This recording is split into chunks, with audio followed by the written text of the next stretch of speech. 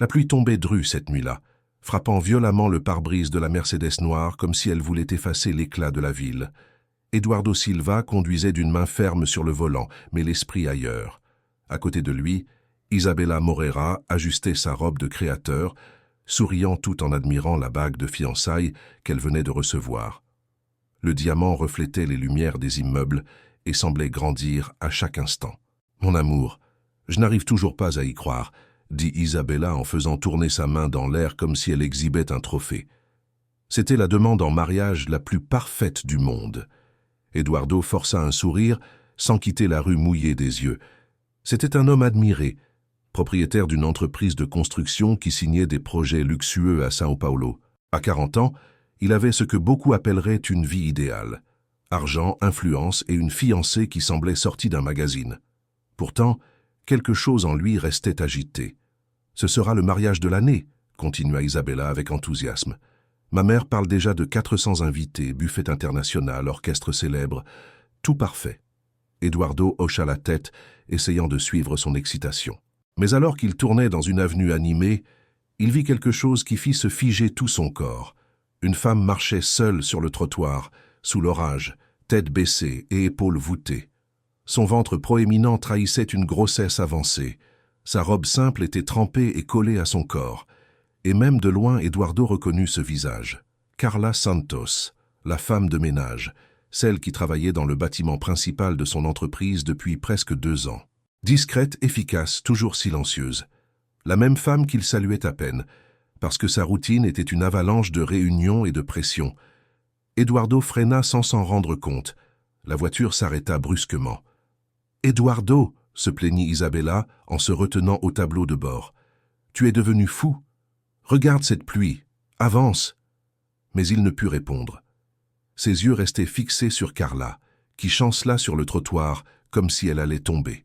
Elle portait un sac plastique transparent contenant quelques affaires, un pot vide, un manteau d'enfant plié et un parapluie cassé. Carla fit encore 2 pas, tenta de s'appuyer contre un poteau, puis ses jambes cédèrent. Elle tomba à genoux sur le sol mouillé. Eduardo sentit son cœur battre violemment. « Non !» murmura-t-il incrédule. Isabella regarda dans la direction de la femme, impatiente.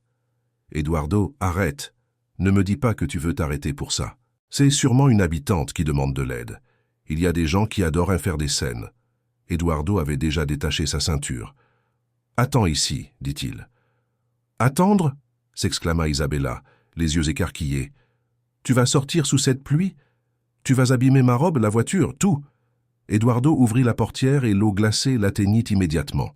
Il courut jusqu'à Carla, ignorant les klaxons et les regards curieux. « Carla !» appela-t-il en s'accroupissant. « Carla, ça va ?»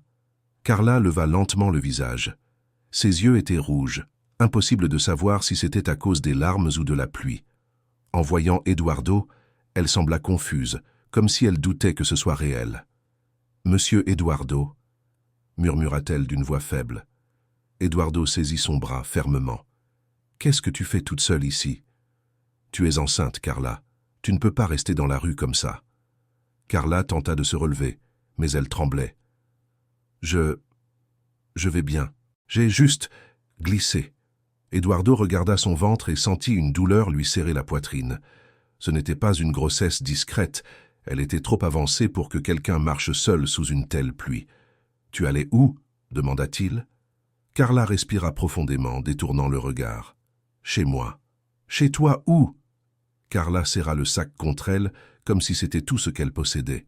« Peu importe. » Avant qu'Eduardo puisse insister, Isabella descendit de la voiture en tenant un parapluie coûteux, furieuse, marchant avec précaution pour ne pas mouiller ses talons. « Eduardo, qu'est-ce qui se passe ?» demanda-t-elle en détaillant Carla de haut en bas. « C'est qui, cette femme ?» Eduardo hésita une seconde. « Isabella, c'est Carla. Elle travaille dans mon entreprise. C'est la femme de ménage. » Isabella fronça les sourcils, comme si le mot était insultant. « Femme de ménage ?» répéta-t-elle avec un mépris mal dissimulé. « Et tu t'es arrêté pour une employée ?» Carla recula d'un pas, gênée. « Monsieur Eduardo, ce n'est pas la peine. Je peux y aller seul. » Eduardo la regarda, déterminé. « Non, tu ne peux pas. Tu trembles. » Isabella s'approcha davantage, impatiente. « Eduardo, on s'en va maintenant. Ce n'est pas notre problème. La pluie est horrible, je suis trempé, et on vient juste de se fiancer. Tu as des engagements envers moi. » Eduardo ressentit quelque chose d'étrange en entendant cela, des engagements, comme si le monde était un contrat. « Isabella, elle est enceinte et seule, » répondit-il. « Et alors, » rétorqua Isabella, « elle a une famille, un mari, quelqu'un. C'est impossible qu'elle n'ait personne. » Carla serra les lèvres et Eduardo perçut la douleur dans ce geste. « Je n'ai personne, » dit Carla tout bas, presque inaudible. Isabella resta silencieuse une seconde, mais reprit vite avec froideur. « Alors qu'elle aille chercher de l'aide. Il existe des endroits pour ça, on ne va pas s'en mêler. » Eduardo regarda Carla et vit son visage devenir pâle.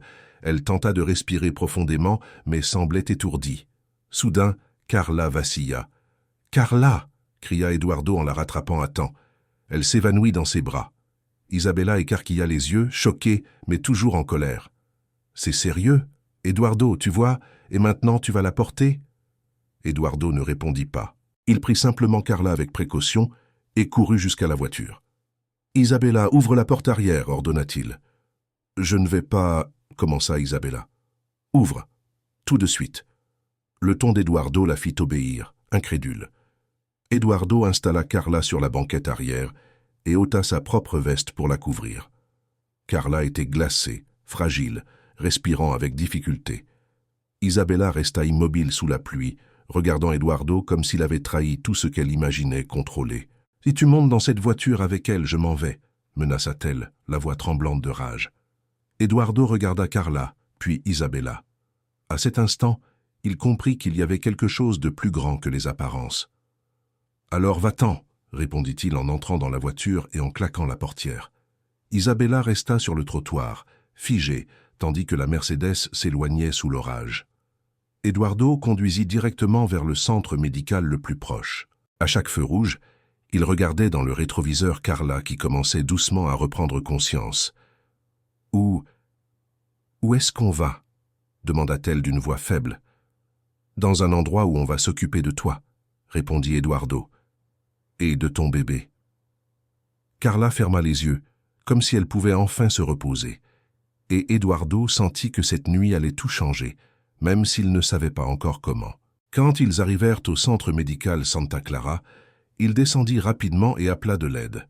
Des infirmiers arrivèrent avec un brancard et Carla fut emmenée à l'intérieur.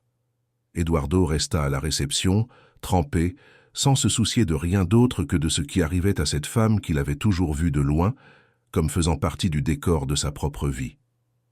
15 minutes plus tard, une médecin s'approcha avec une expression sérieuse. « Vous êtes de la famille ?» Eduardo déglutit. « Je suis celui qui l'a amenée. Comment va-t-elle » La médecin respira profondément. « Elle est consciente, mais très faible, et je dois vous parler parce que la situation est délicate. » Eduardo déglutit à nouveau.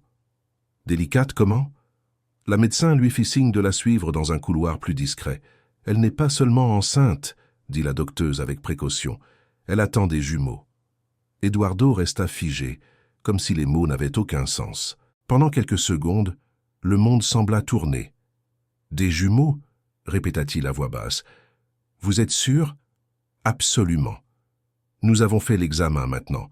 Ce sont 2 bébés, et la grossesse est très avancée. Sa tension est instable, et son état nutritionnel est préoccupant. Elle a besoin de repos et d'un suivi immédiat. » Eduardo porta la main à son visage, sentant la culpabilité écraser ses pensées. Elle le savait ?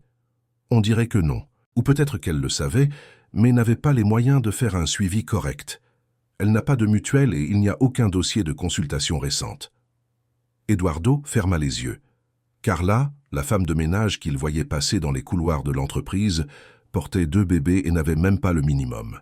« Je peux la voir ?» demanda-t-il. « Oui, mais doucement. Elle est très ébranlée émotionnellement. » Eduardo hocha la tête et suivit la médecin jusqu'à la chambre. Lorsqu'il entra, il vit Carla allongée avec une perfusion au bras et le visage épuisé. Malgré tout, elle tenta de se redresser en le voyant. « Monsieur Eduardo, je suis désolé de vous avoir causé tant de problèmes, murmura-t-elle honteuse. Eduardo s'approcha avec une expression à la fois ferme et douce. « Carla, arrête ça. Tu ne m'as causé aucun problème. Tu avais besoin d'aide. » Carla détourna le regard. « Je ne voulais pas... Je voulais juste rentrer chez moi. »« Chez toi où ?» demanda Eduardo calmement mais sans lâcher prise. Carla serra les draps entre ses mains. « Dans une pension, en centre-ville. Je partage la chambre avec 2 autres femmes. » Eduardo ressentit une douleur profonde dans la poitrine. L'idée que Carla, enceinte de cette façon, vive dans un endroit exigu sans confort était insupportable. « Tu es toute seule ?» insista-t-il. Carla respira profondément comme pour préserver sa dignité. « Toujours, depuis que je suis arrivé à São Paulo. »« Et le père des bébés ?» demanda Eduardo sans agressivité. Carla se raidit. « Ça n'a pas d'importance. »« Si, ça en a, Carla. Tu portes 2 enfants. Tu ne peux pas affronter ça toute seule. » Carla ferma les yeux quelques secondes et répondit presque dans un murmure. « Il n'y a pas de père. Il n'y a que moi. » Eduardo ressentit un choc. Ce n'était pas de la colère, c'était une sorte d'indignation silencieuse contre le monde. « Carla, » dit-il en s'asseyant sur la chaise à côté, « tu t'es évanouie dans la rue. Tu n'es pas bien. Et maintenant je sais que ce sont des jumeaux. Tu as besoin de soins. » Carla ouvrit les yeux et le regarda. « Je n'ai pas d'argent, monsieur Eduardo. Je sais que vous êtes un homme important, que vous étiez avec votre fiancé. Je l'ai vu. Je ne voulais pas perturber votre vie. » Eduardo se rappela Isabella en train de lui crier de ne pas aider. Il se rappela sa froideur. Et à cet instant, il eut honte d'avoir accepté cela comme normal.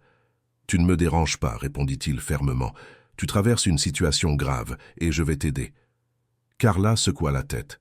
« Non, je ne peux pas accepter. »« Pourquoi ?»« Parce que j'ai déjà vu ce film, » dit Carla les yeux embués. « Les gens aident au début, font des promesses, puis ils se lassent, se fatiguent, et on finit pire qu'avant. » Eduardo sentit le poids de ses paroles. Elle parlait comme quelqu'un qui avait déjà été abandonné plusieurs fois. « Je ne te ferai pas ça, promit-il. » Carla eut un faible sourire, sans joie. « Vous ne me connaissez même pas. Je te connais assez pour savoir que tu ne mérites pas de traverser ça toute seule. » Carla resta silencieuse, puis la porte s'ouvrit et une infirmière entra pour ajuster la perfusion. « Madame Carla, on va faire d'autres examens, d'accord ?» dit l'infirmière. Carla hocha la tête, et l'infirmière sortit. Eduardo respira profondément et la regarda à nouveau. « Carla, je vais te faire une proposition. » Elle fronça les sourcils. « Quelle proposition ? » « Tu vas rester chez moi jusqu'à la naissance des bébés.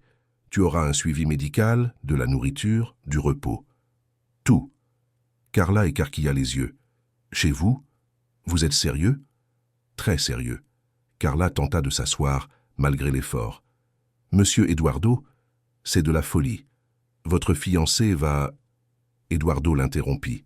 « Isabella ne décide pas à ma place. Et si elle ne comprend pas, c'est son problème. » Carla devint pâle. « Je ne veux détruire quoi que ce soit. »« Tu ne détruis rien, Carla. Ce sont les mauvais choix qui détruisent les choses, et je ne vais pas faire le mauvais choix maintenant. » Carla respira profondément, tremblante. « Mais pourquoi feriez-vous ça ?» Eduardo réfléchit une seconde. La réponse véritable était compliquée, mais il choisit la plus honnête possible. « Parce que tu es un être humain, parce que tu travailles dans mon entreprise, parce que tu portes 2 vies, et parce que je ne peux pas faire semblant de ne pas t'avoir vu t'évanouir sous la pluie. » Carla ferma les yeux, et une larme coula. « Je ne voulais pas que vous me voyiez comme ça. »« Il fallait que je voie, » répondit Eduardo avec sincérité. « Il fallait que je me souvienne qu'il existe un monde en dehors de ma voiture, de mes restaurants chers, de ma bague de fiançailles. » Carla le regarda avec confusion. « Vous dites que moi, je vous ai ouvert les yeux ?»« Oui, » répondit-il sans hésiter. Carla resta silencieuse un moment, puis murmura « J'accepte de rester quelques jours, juste le temps d'aller mieux. Ensuite, je partirai. » Eduardo hocha la tête. « On fera comme ça, un pas après l'autre. » Le lendemain matin, Eduardo alla chercher Carla à l'hôpital. Elle sortit à pas lents, tenant un sac avec les médicaments. Le ciel était encore nuageux, mais la pluie avait diminué. Dans la voiture, le silence était lourd. Carla regardait par la fenêtre sans savoir quoi dire. « Carla » appela Eduardo, brisant le silence. « Tu as quelqu'un à prévenir? Une amie? Une voisine ?» Non, répondit-elle simplement. Eduardo serra le volant, ressentant un pincement au cœur. Quand ils arrivèrent à l'appartement en duplex, Eduardo ouvrit la porte et se figea. Isabella était assise sur le canapé, portant encore la même robe coûteuse de la veille. Des valises étaient prêtes à côté d'elle. Elle leva lentement les yeux et vit Carla entrer. « Alors c'est ça, dit Isabella d'une voix glaciale. Tu l'as vraiment ramené. » Eduardo respira profondément. « Isabella, je ne discuterai pas maintenant. Carla a besoin de repos. » Isabella se leva d'un bond. « De repos ? Eduardo, c'est ta femme de ménage. Tu mets une employée enceinte dans notre maison le lendemain de nos fiançailles. » Eduardo corrigea avec fermeté. « C'est ma maison, et elle va rester ici. » Isabella eut un rire amer. « Tu es devenu fou. C'est ridicule. Tu t'impliques parce que tu veux jouer les héros. » Carla recula d'un pas. « Monsieur Eduardo, je peux partir. » Eduardo lui toucha doucement le bras. « Tu ne partiras pas. » Isabella les regarda avec haine. « Si tu choisis ça, Eduardo, c'est fini. Tu comprends? Fini. » Eduardo regarda Isabella une seconde, puis regarda Carla, épuisée, enceinte, tremblante de peur. « Alors c'est fini, » répondit-il. Isabella resta immobile, comme si elle n'y croyait pas. « Tu jettes 3 ans pour elle. » Eduardo parla doucement mais fermement. « Je choisis de faire ce qui est juste, pour la première fois depuis longtemps. » Isabella attrapa ses valises avec force. « Tu vas le regretter, » cracha-t-elle avant de sortir. La porte claqua. Le silence s'installa. Carla regarda Eduardo effrayé. « J'ai gâché votre vie. » Eduardo secoua la tête. « Tu n'as rien gâché. Tu m'as rappelé ce qui compte vraiment. » Carla porta la main à son ventre, sentant les bébés bouger. « Ils bougent, » murmura-t-elle, les yeux pleins de larmes. Eduardo s'approcha lentement et posa délicatement sa main sur le ventre de Carla. « Je peux ?» Carla hocha la tête. Quand il sentit le mouvement des jumeaux, ses yeux s'embuèrent d'émotion. C'était comme si quelque chose en lui avait changé pour toujours. « Carla, » dit-il d'une voix tremblante, « je ne sais pas ce qui va se passer maintenant, mais je te promets une chose. »« Quoi ?» demanda-t-elle faiblement. « Tu ne seras plus jamais seule. » Cette nuit-là, Eduardo prépara la chambre d'amis, comme s'il s'agissait d'un refuge sûr.